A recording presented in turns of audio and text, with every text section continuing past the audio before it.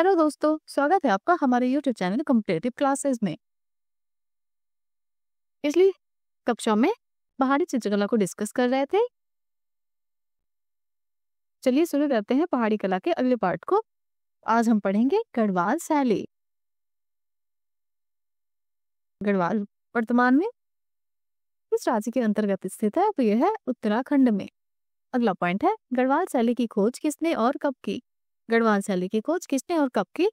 तो श्री मुकुंदी लाल बैरिस्टर ने 1908 ईस्वी में की। अगला पॉइंट है कौन सा मुगल शहजादा गढ़वाल में शरण लेने पहुंचा? कौन सा मुगल शहजादा गढ़वाल में शरण लेने पहुंचा? तो ये पहुंचा सुलेमान सिकोह।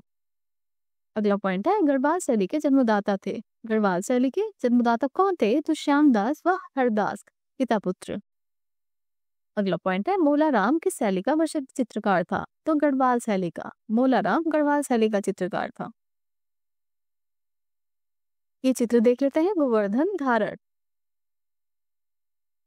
ये गढ़वाल शैली का चित्र है, चित्रकार है मोलाराम और ये मुकुंदी लाल के निजी संग्रह में संरक्षित है।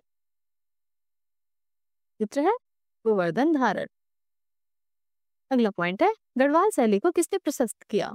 गढ़वाल शैली को किसने प्रशस्त किया? तो बैरिस्टर मुकुंदी लाल ने। अगला पॉइंट है मोलाराम की कला की सबसे अधिक प्रशंसा किसने की?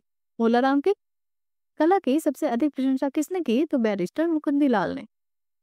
अगला पॉइंट है मस्तानी केजरीवाल के संग्रह में है, चित्र किसने बनाया था? मस्तानी चित्र किसने बनाया था? तो मोलाराम ने।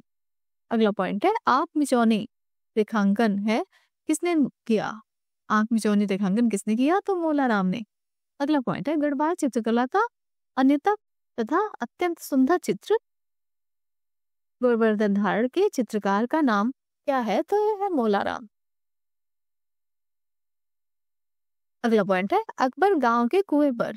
अकबर गांव के कुएं पर गढ़वाल का चित्र है, 1770 में बनाया गया। तो ये किसने बनाया है? तो ये बनाया है मोलाराम ने।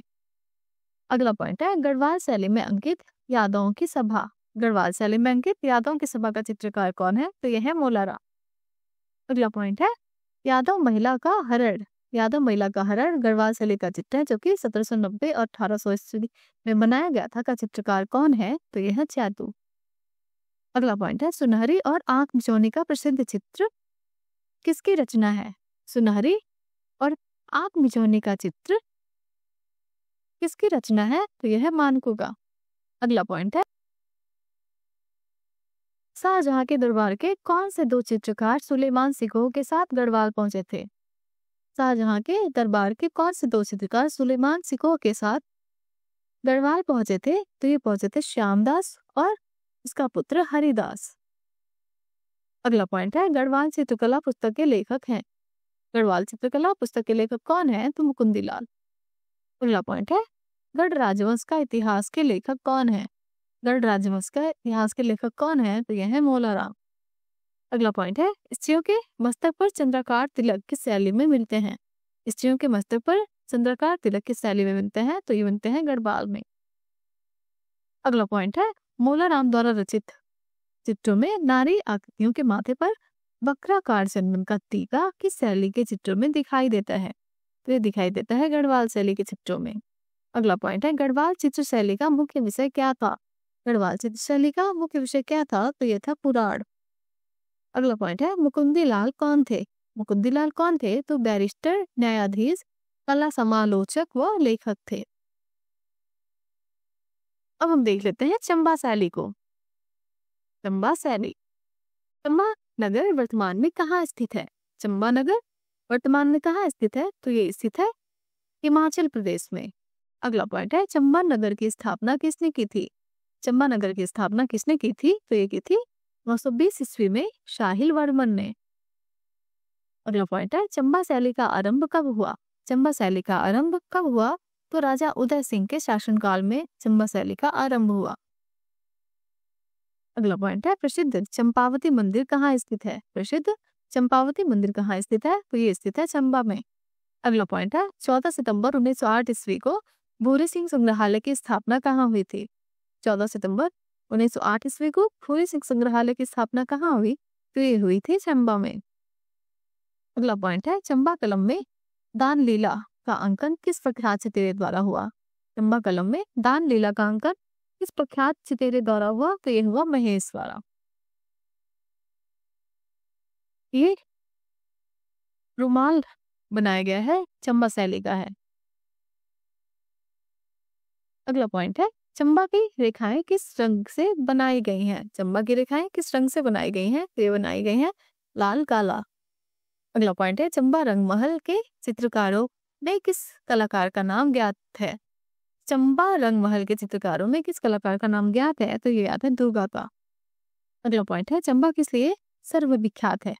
चंबा किस लिए सर्वविख्यात है, तो रुमालों के लिए। अगला पॉइंट है रुमालों का काम चंबा में कब से हुआ।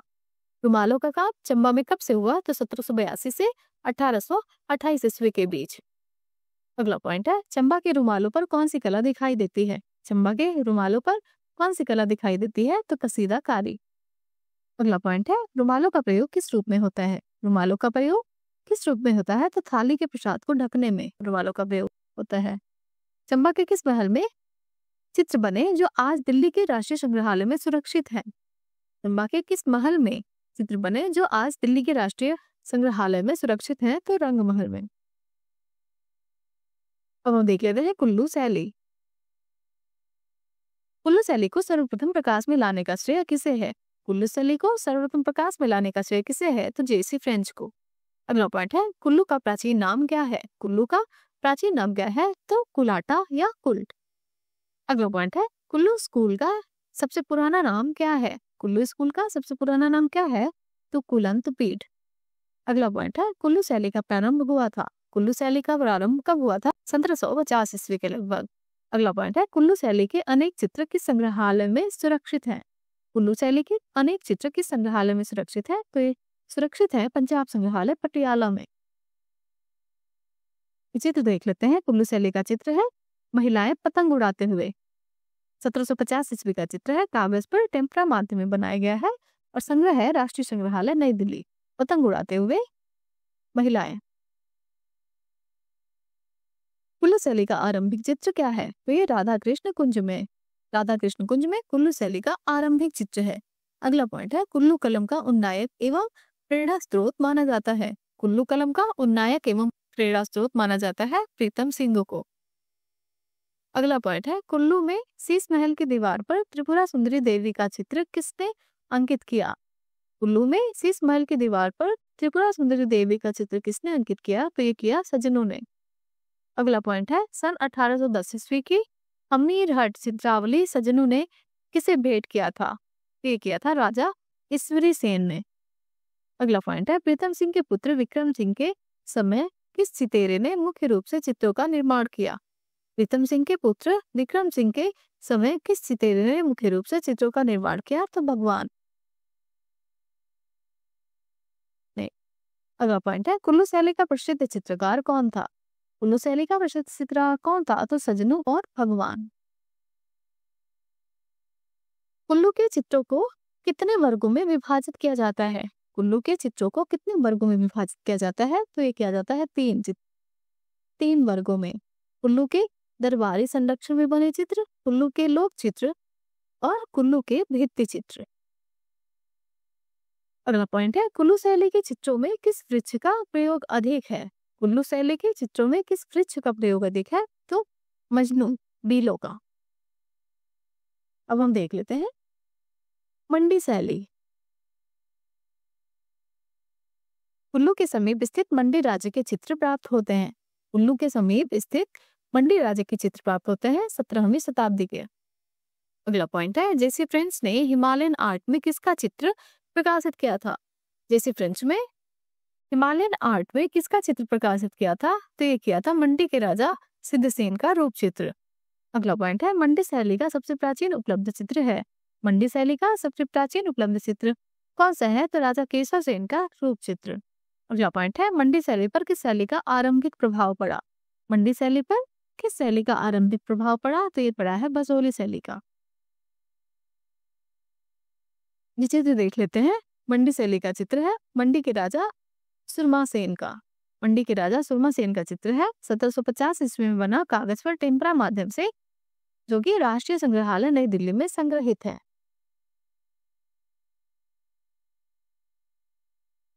अगला पॉइंट है, मंडी के राजा ईश्वरी सेन की सेवा में लगभग 1809 से 1810 ईस्वी के बीच कांगड़ा का कौन सा चित्रकार आया था?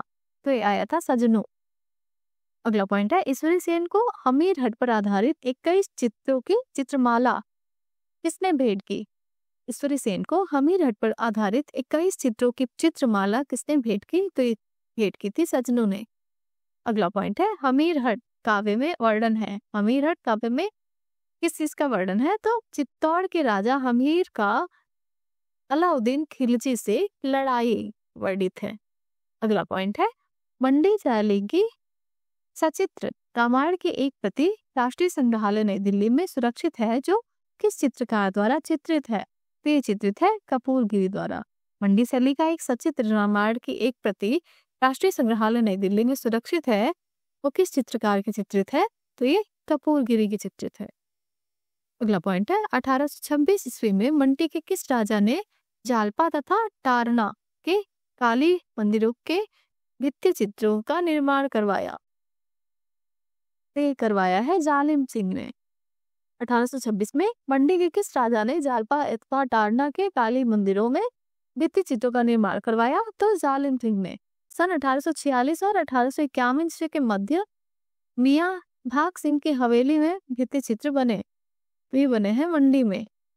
राजा बलवीर सेन के समय में कौन सा चित्रकार प्रसिद्धि को प्राप्त था? तो मोहम्मदी या फिर मोहम्मद बख्श।